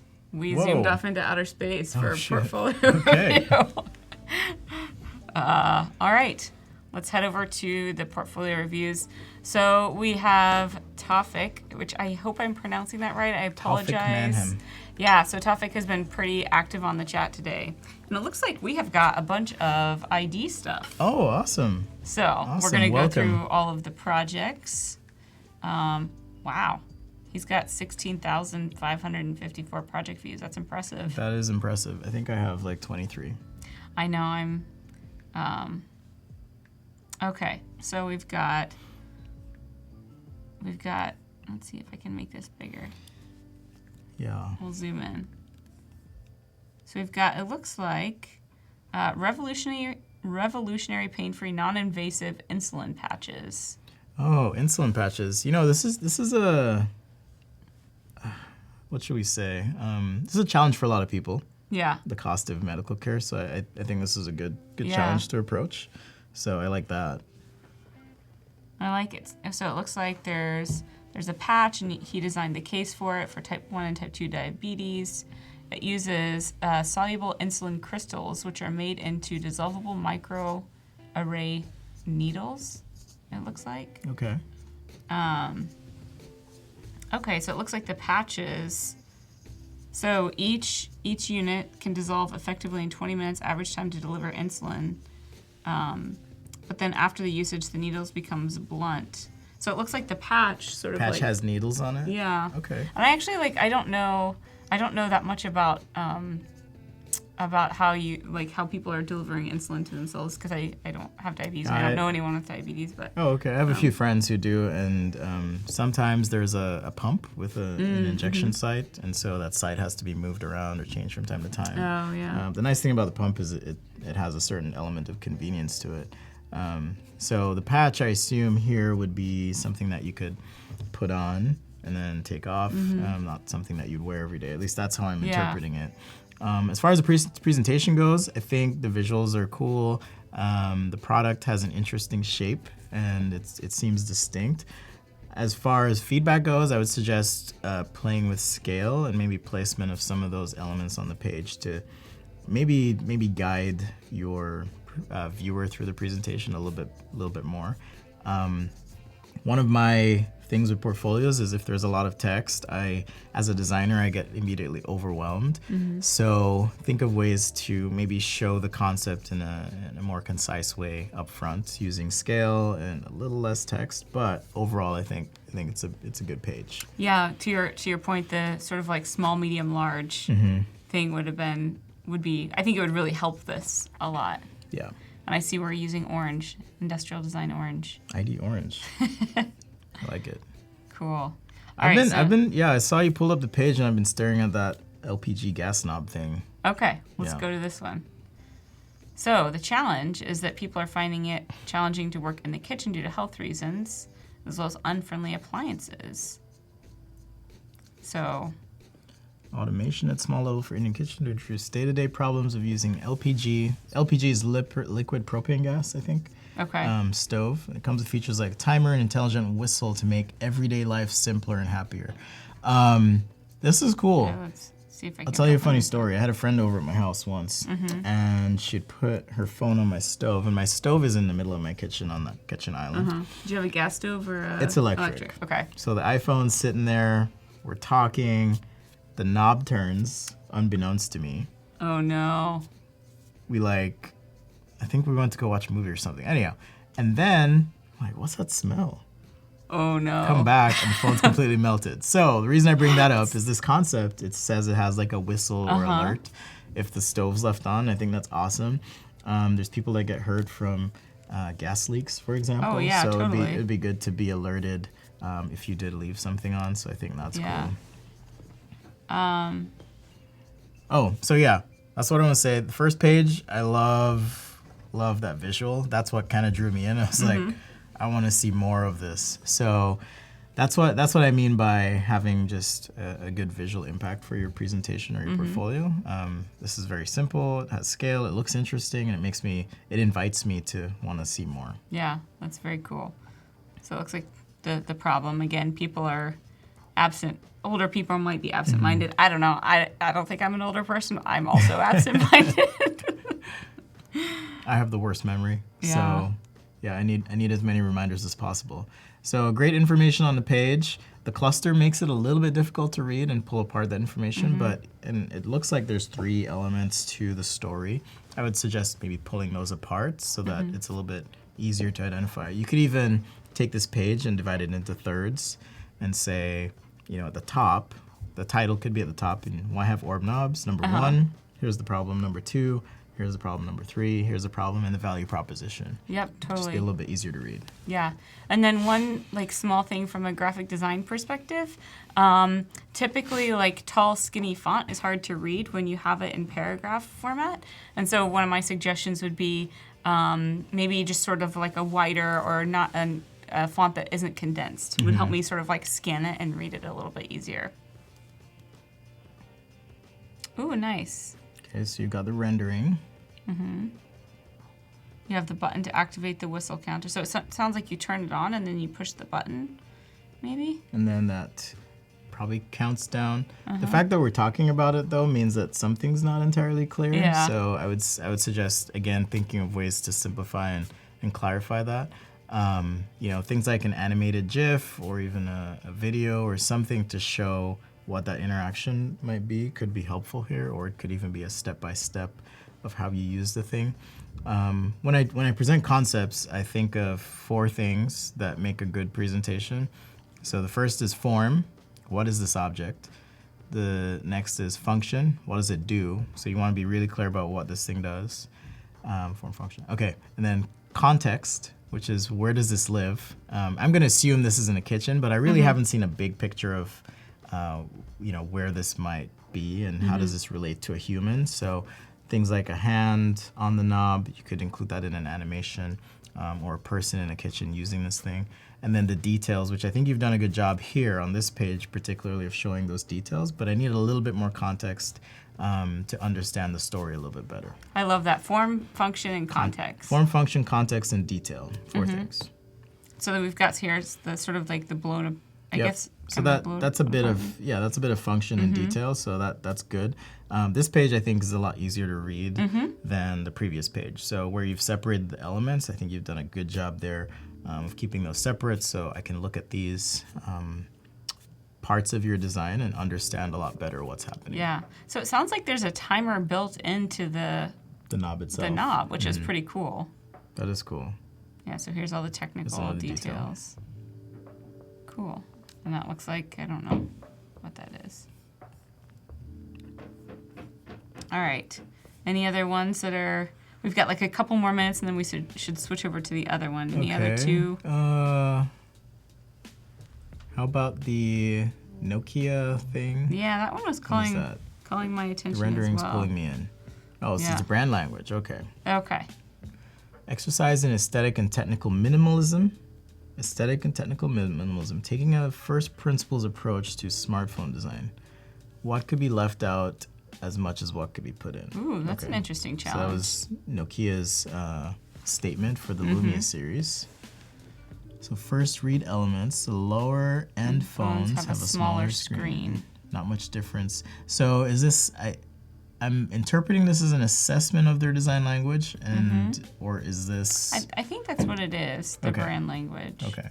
Not entirely clear if you're redoing the brand language or making assessments. So I'd probably lead with that in the project. So, instead of maybe saying, here's Nokia's statement, just say what the project's about up front. Or maybe I missed that entirely and that's my fault, but not entirely clear to me right now.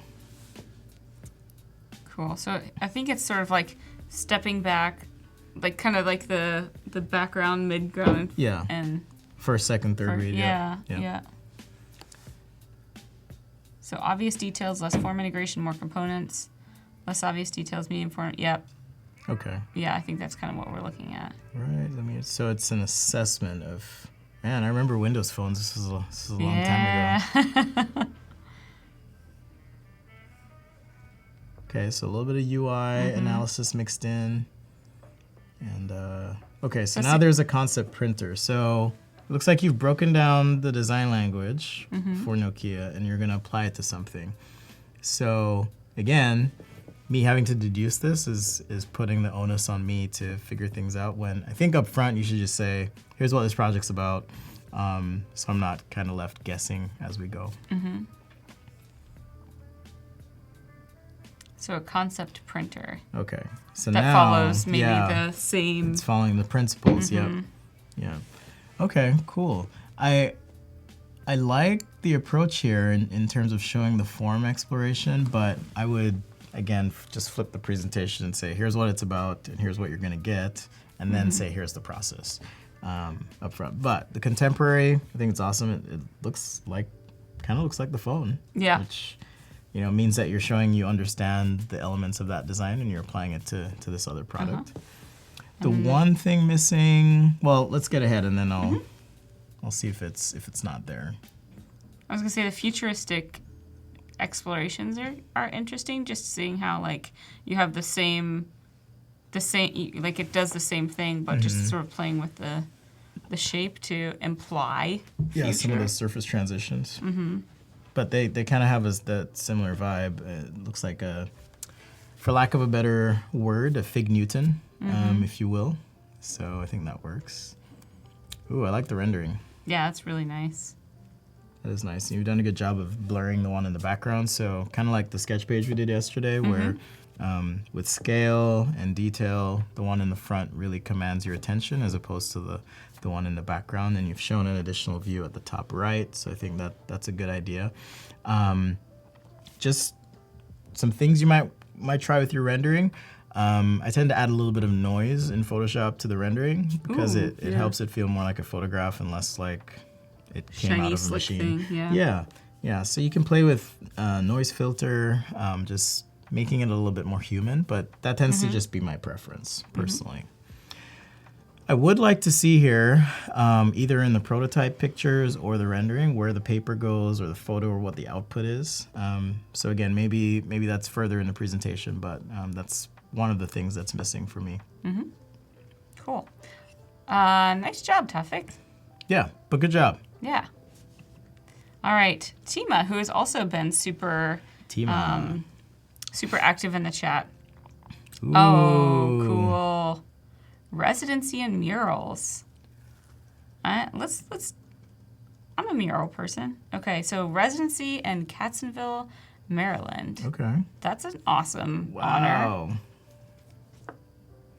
I love that. I did a mural once. Did well, you? Kind of a mural. It was a client project. True story. Some oil sheik in Dubai working through an agency reached out and they're like, we need this drawing 15 feet by 45 feet wide at 600 DPI. And I was like, what?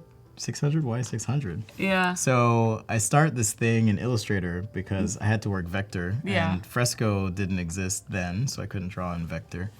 And my computer, I kid you not, I would transform something in Photoshop and it would take 30 minutes. Oh, yeah. Just to scale. Yeah. So I actually went and bought a Mac Pro just for that project. Really? Yeah. Because they were paying me enough, so I was Yeah. like, okay, I'm gonna buy this Mac Pro. Anyhow, that's You didn't try that's to my story expense it. on murals and the biggest piece of art I ever did because I was looking Yeah. at the size of these and those are amazing. Yeah. Were these done by These are hand? awesome. It looks like Yeah, this digital print. Yeah, it definitely looks like digital. Okay. I Digital just wasn't print sure if on it was gator painted in board. place. Yeah. Wow. These I are like really the style. nice. It's definitely a distinct style. Good use of color, silhouette, positive, negative space. Yeah. I think it's great.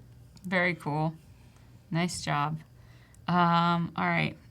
Let's see. Daily illustrations. So is 13 this weeks, 10 like weeks. is this like sketch a day but illustrate a day? I think so. Which one do you Yeah. wanna? Which one should we click on? 'Cause I think there's gonna be a lot. How about we take a look at Ooh, we gotta save I like some time the for the one- motion loops. I like the one behind your head right now. This one. Yeah. I was like, Oh, sorry. It's a little different in here than on the there's a green screen Yeah. behind us. Cool. Ongoing art project where I explore art as a universal language. Okay. All right. Yeah, so, Okay, so we've got a time lapse. So this is what I was talking about with the previous portfolio. If you have a concept and you want to show how something works, you can just do a quick animated GIF. I think that'd be a good way to show that concept. Yeah, these are really cool. I would assume that these are separate drawings or illustrations, but I love how they all sort of hold together and tie together. And Yeah, you can almost look at it as a whole thing. As a single thing. Yeah. Awesome job on the hand typography there. I think that's cool. Great use of color. I'm curious if that was traced over like a font, like was done yesterday, or if this was just done freehand. Oh, these are great. I love the colors. Really nice. Is that a kabuki mask? Is that what that's called? I don't know. That's awesome. Yeah. Great style. The style is really nice. Yeah. And I love the style is consistent, but the wide range of use of color and how that affects, how you look at it. Yeah. I kind of want some prints. I know. I'm really into this. Oh, these are super fun too. Yeah, these are fun. Tima, these are great. And I love how how they all hold together. I mean, really, you could envision putting every single one of these. Yeah, I could. Yeah, if you had like almost a frame with squares for each of these, and then it like collectively became a thing, that would be awesome. But the color stories for each of these are great. They're simple, and I appreciate the use of color and your restraint and your judgment and where you've placed the color. I think it just shows a level of maturity that is inspiring. So yeah, absolutely, it's really cool. And I think that's one of those things that's actually really challenging. If you want to do something that's super colorful, like actually not choosing too many colors can be difficult, right? And I think this is a really good example of that. Yeah, whether you're an artist, designer, whatever, restraint is one of those things, especially given how powerful the tools we use are now. It's one of those things that's really hard to hold yourself to. Yeah. His style kind of matches my shirt that I'm wearing today in some ways. Cool. I wonder if you could turn those into fabrics and then you could get a shirt made. I mean, I want to take some time to look at all these, but look, Adobe Live. I'm definitely gonna have to come back to Adobe Live on the fly. Maybe Tima is drawing. Oh, that would be cool. Daiichi. Oh, I know Daiichi and Kathleen. Kathleen maybe is on the chat. Oh, so these are done while watching live. Yeah. Oh. So Daiichi actually works at Adobe and he does caricatures, and he did a caricature of me a couple years ago. Oh, cool. It was super fun. I'm hoping I also know Logan. I'm hoping that there's an illustration for today. Yep. Tima, if you're still on there, we expect great things. Yes. And I know Curvin. Do you know Curvin? Did you meet him at Max? I don't think I did. He was also teaching a Fresco class. Okay. Yeah. I met, is it Pascal? Pascal, yeah. Yeah, phew, it's man, good. That guy's stuff, if you want to talk about like drawing light and how lighting dramatic affects, lighting. Oh, impressive. Man. Yeah, really cool. Yeah. Oh, this is super cool. I actually know you're impressive too. Don't get me wrong. Didn't mean to get off track there, but this is great stuff. Yeah. Cool. All right, I wanted to check out one thing. So I will say, give me a follow, send me an email because I want some of your artwork.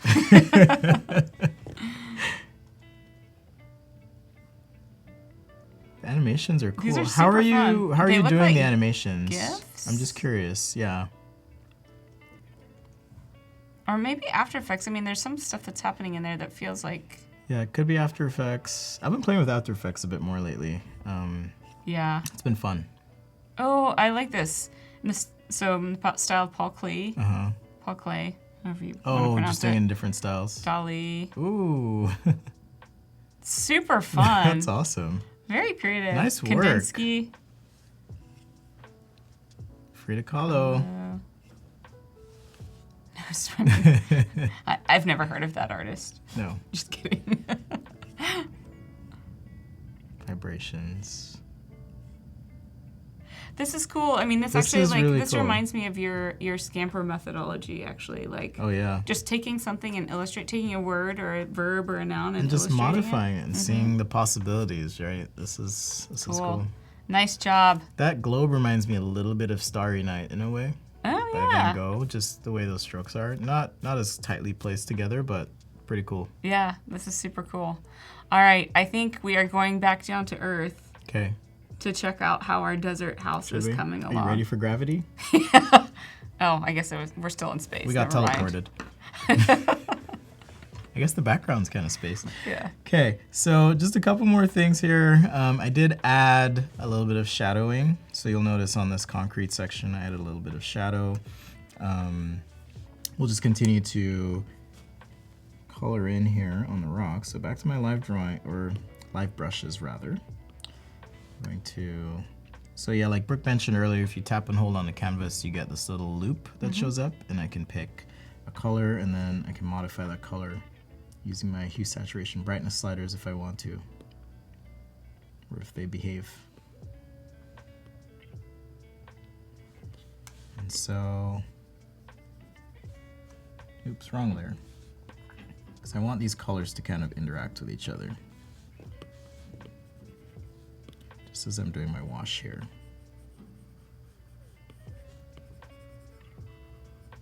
This looks awesome.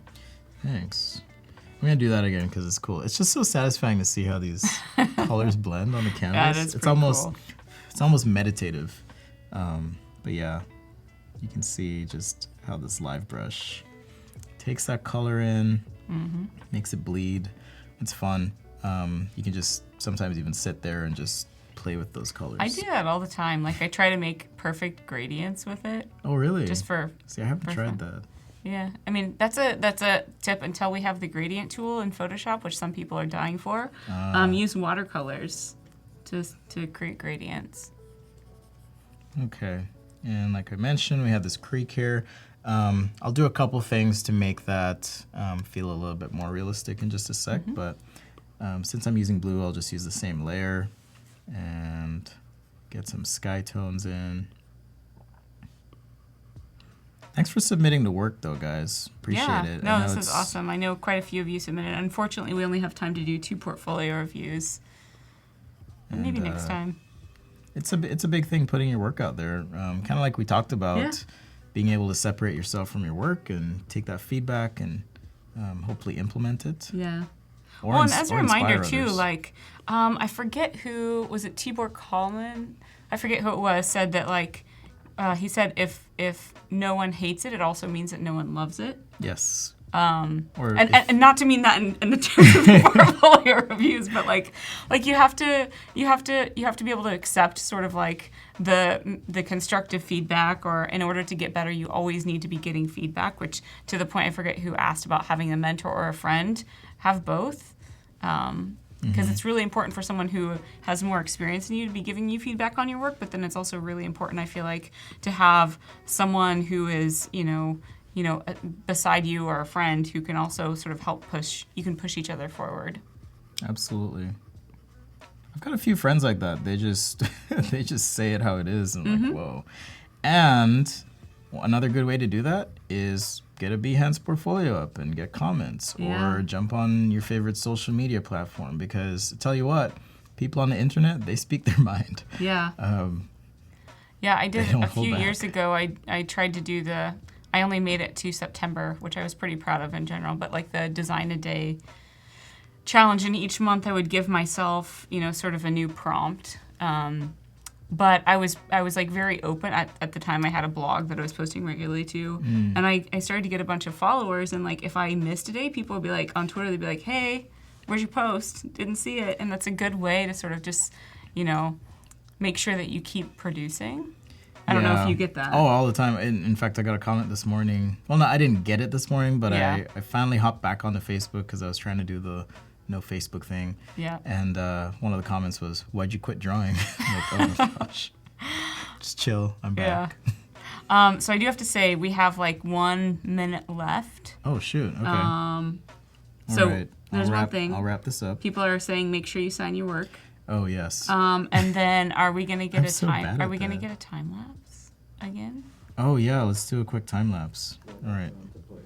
We won't have time to play it all, but we'll start it. Okay. Where'd my layers go? Or we can post it online later. I just want to do one more thing. Okay. You do one more It'll thing. definitely Check- be online later. Yeah. We'll post it online later, either through the Adobe Drawing Twitter handle, or maybe you'll be posting it? I don't know. I'll post it as well Okay.